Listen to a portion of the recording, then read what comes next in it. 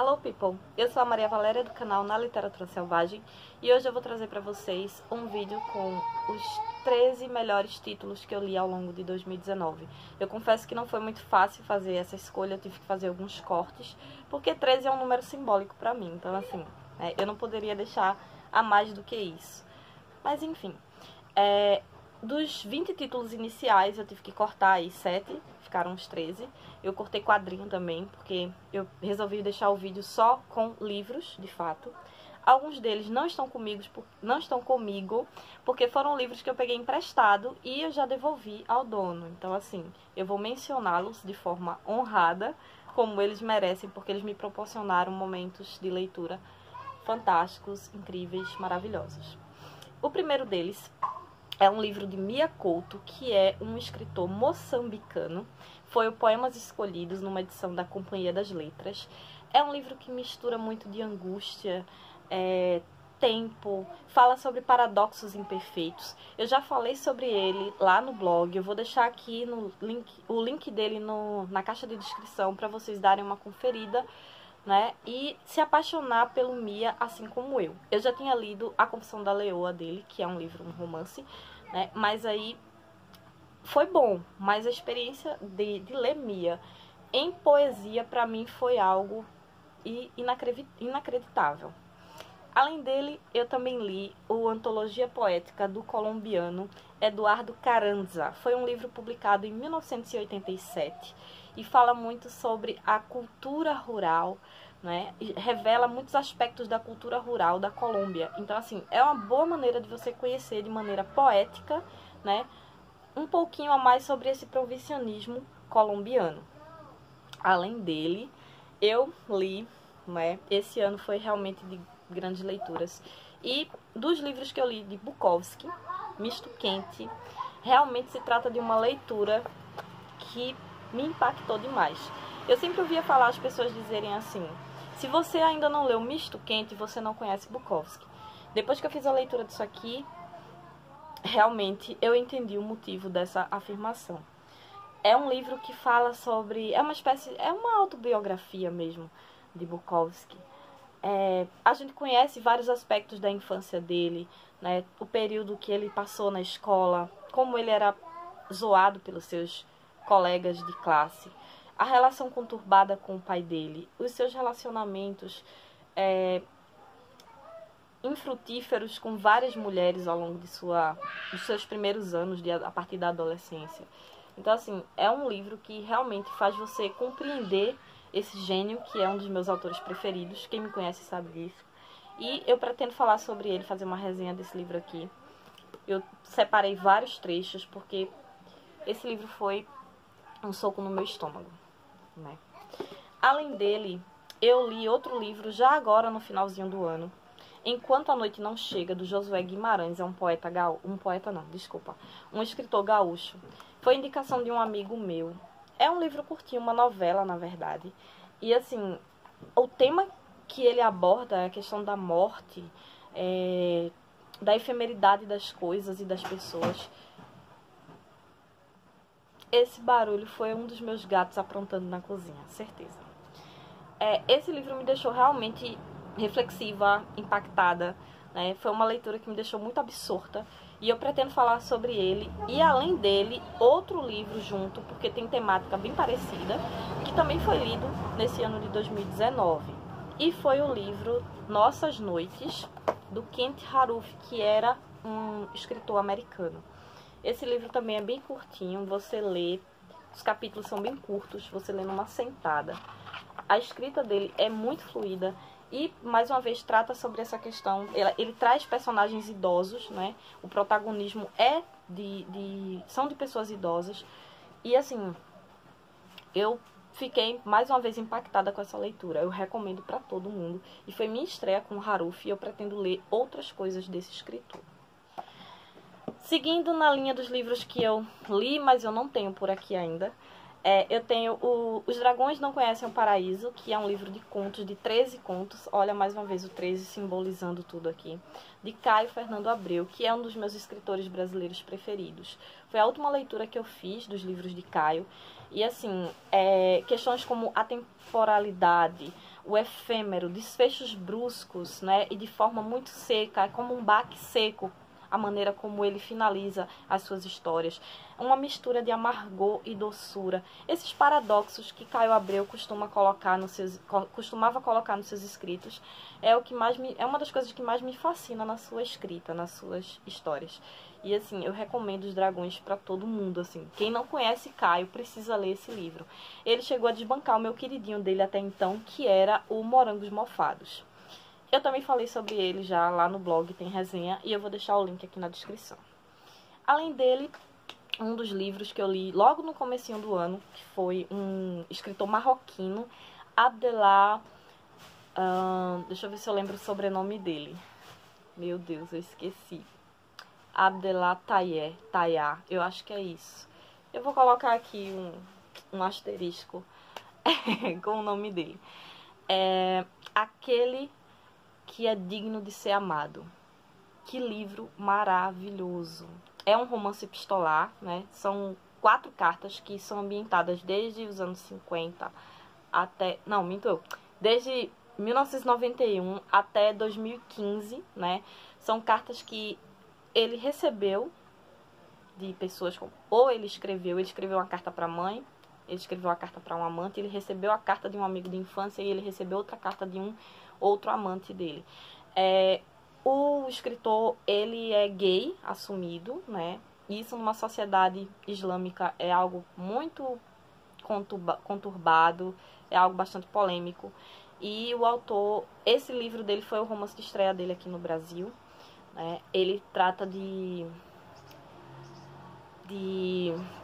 questões, né, sobre a homossexualidade, fala sobre religiosidade, sobre a questão de identidade, porque ele é um marroquino, mas que vive na França, então tem essa questão aí do estrangeiro, né, a questão de identidade, de como ele se identifica como um cidadão francês, sendo marroquino. Enfim, é um livro muito bonito, muito dolorido também, você lê aquelas cartas. Eu falei também sobre ele no blog, eu fiz até uma postagem com quotes, né, que eu tinha grifado entre aspas, porque o livro não era meu, mas eu tinha anotado várias quotes e fiz uma postagem só com elas, porque tem muito trecho bonito, pungente, que, enfim, é um livro que eu recomendo para todo mundo, até para os meus inimigos. Mais um dos livros que eu li e infelizmente não estão aqui, né, é o livro Poemas, que é do escritor Círio Adonis. Esse livro traz vários elementos, né, da cultura árabe mesclados à modernidade, né, do Ocidente. Ele vive na França, esse escritor. Eu estava na torcida para que ele fosse o ganhador do Nobel esse ano, mas infelizmente isso não aconteceu, né? Mas assim, ele possui uma escrita apaixonante, sabe? E nossa, eu indico Adonis para todo mundo. Eu tô completamente apaixonada por esse poeta sírio. Eu super recomendo também. Além deles, agora a gente vai para a listinha dos livros que eu tô com eles aqui. Eu já tinha mostrado 3 e agora eu vou mostrar o restante para vocês. H.P. Lovecraft com Um Sussurro nas Trevas foi uma das últimas leituras que eu fiz ao longo de 2019. Fala sobre o protagonista, né? Ele recebe cartas de um indivíduo que está bastante atormentado com uma possível presença de seres que não são desse mundo na cidade, no vilarejo lá onde ele mora. E aí, depois de uma troca intensa de cartas, o nosso protagonista vai até a casa desse cientista, professor, não lembro agora, e vai até lá para tentar descobrir, apesar do ceticismo dele, ele vai para lá para tentar descobrir mais coisas a respeito disso, que realmente, pelas informações que até então chegaram para ele, ele se sentiu bem curioso para saber o que danado era aquilo que estava acontecendo. Ele vai para lá e aí ele se depara com um horror inimaginável, cósmico, bem ao nível, bem no naipe de Lovecraft. É uma leitura que eu indico para as pessoas que gostam de terror, para os apaixonados por Lovecraft. É imprescindível você ler isso daqui.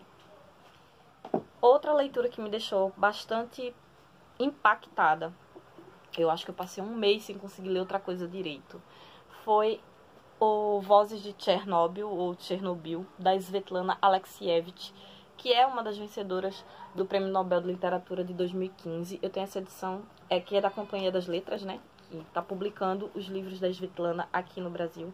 Olha o tanto de coisa que eu separei aqui. São relatos de pessoas que sobreviveram, né? Que vivenciaram todo o horror desde a explosão da usina lá em Pripyat, né? E de pessoas que perderam seus entes queridos de formas muito tristes, infelizes, né? Pessoas que tiveram contato direto com a explosão, com os níveis de radiação que assolaram toda a Europa ao longo de 86, né? Até hoje a cidade está desabitada porque não tem condições de você viver lá por conta dos níveis de radiação, que são extremamente perigosos. E saiu uma série, né, da HBO, que foi a Chernobyl. Chernobyl conta com apenas 5 episódios, mas assim, foi uma maneira bem impactante de se falar a respeito dessa tragédia que assolou a Europa no final da década de 80. E os relatos que tem aqui, né, são muito... A maneira como Svetlana coloca isso em depoimentos, a forma como ela colocou isso no livro nos deixa bem estarrecidos, né? A forma como as pessoas perderam seus entes, perderam a sua terra, perderam a sua identidade mesmo, porque muitas tiveram que fugir apenas com a roupa do corpo e não podiam mais ficar naquele lugar contaminado. Então, assim, é muito triste você saber que essas coisas aconteceram. E, enfim, eu também pretendo falar sobre esse livro mais pra frente. Tô devendo isso já tem um ano, né, praticamente. Mas, assim, merece ser falado aqui à parte do canal. Como se não bastasse, eu não sossego e acabo lendo outro livro da mulher, né? Que foi As Últimas Testemunhas, Crianças na Segunda Guerra Mundial. Esse aqui, curiosamente, eu não coloquei post-its, mas aí eu marquei por dentro. Tem vários trechos que eu marquei com aqueles marca-textos coloridos e tal. Eu risco mesmo o livro, eu sou dessas, eu faço anotação, eu não tenho problema com esse tipo de coisa. E assim, crianças que sobreviveram e hoje, no caso, na época que ela escreveu o livro, são adultas, né? Elas relatam a forma como elas perderam a sua pátria, perderam seus parentes, como viram seus parentes morrerem. E assim, pelo olhar de uma criança, né? Você vivenciar os horrores da guerra, você tentar essa experimentação, né? Do que aconteceu na Segunda Guerra Mundial é algo muito... que me afeta demais, esse tipo de leitura. E assim, foi uma das leituras mais incríveis que eu fiz. Eu acho que não mais do que o Vozes de Chernobyl, mas ficou bem próximo a linha, aquela linha, né? Ficou bem próximo do quanto que isso me impactou, né? E também se trata de um livro que é mais fino do que o Chernobyl. Então você lê de forma rápida, mas assim, você tem que dar aquela pausa para respirar, porque realmente é algo que nos deixa reflexivos, absortos e em suspenso, sabe? Merece também ser falado à parte aqui no canal. Vamos sair um pouquinho das tragédias, né? Malassombramentos, Os Arquivos Secretos do Recife Assombrado, é mais um livro que é organizado pelo Roberto Beltrão, né, que é um jornalista recifense. Eu comprei esse livro na Bienal do Livro, eu falei sobre isso no vídeo de compras da Bienal, e traz vários contos aqui de personagens, de figuras ilustres do nosso imaginário folclórico popular. São ao todo, tem mais de 10 contos aqui, né? E assim, ele fala um pouquinho sobre essas lendas, né? Traz várias ilustrações. Eu já tinha lido esse livro emprestado de um amigo e no dia da Bienal eu acabei achando por lá e disse, vou levar para ter o meu, né? E juntar com os outros que eu tenho ali do Recife Assombrado. Eu também já fiz até um vídeo dando algumas indicações desses livros E se vocês quiserem, eu posso deixar aqui também para vocês darem uma conferida. Mas Mal-Assombramentos é uma leitura divertida, que eu gosto desse tipo de história, de causos, contos de fantasmas e assombrações, né? E assim, é uma premissa bacana, é uma forma de se conhecer um pouco da cultura pernambucana através dessas histórias.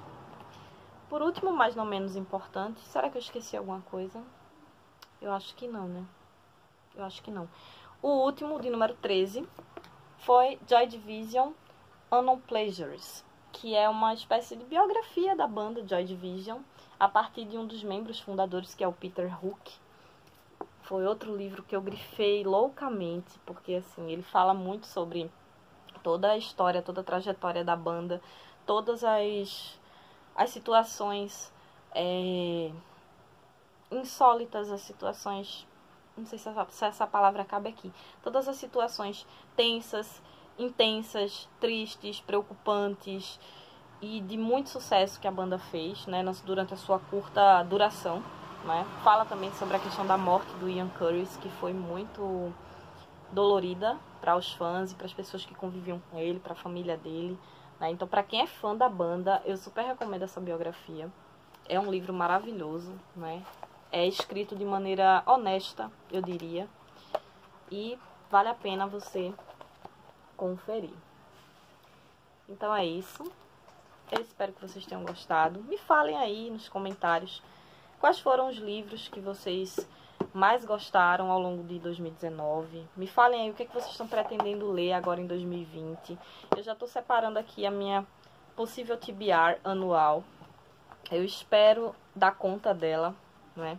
Então tá aqui alguns deles, porque os outros, como eu falei, eu já devolvi, não estão comigo. Mas eu pretendo ter no meu acervo, porque eu sou dessas. Então é isso. Compartilhem com seus amigos, com seus inimigos também. Deixem aquele feedback bacana. Me desculpem se o vídeo ficou muito longo. Não sei se vocês aguentam minha cara por mais de 16 minutos ininterruptos. Eu espero que sim. I hope so.